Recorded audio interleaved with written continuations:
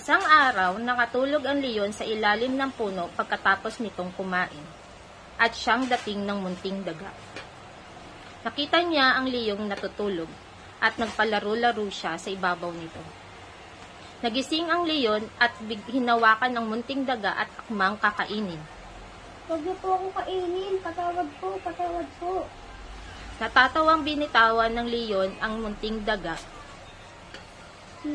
Patawad po, hindi ko po makakalimutan ng kabaitan niyo, mahal na hari.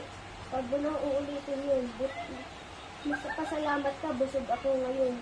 At pag nagpakita ka pa sa akin, tuloy ko itong kakainin.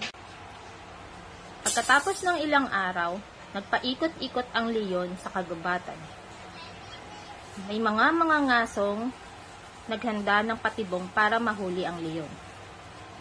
Pagdating ng leon sa patibong, ito'y hinuli ng mga ngaso.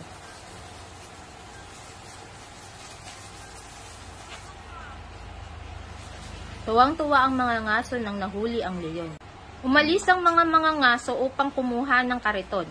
Panay ang iyak ng leon.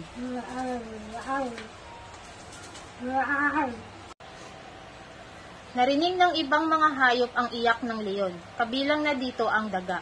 Lumapit ang daga sa leon. Huwag ka mag-alala, mahal na hari, papakawalan kita. Maraming salamat sa ibubwit, pinakawalan mo ang isang hari. Mula ngayon, ikaw ng prinsipe ng kagubatan. Maraming salamat, mahal na hari. O, saan ka pupunta?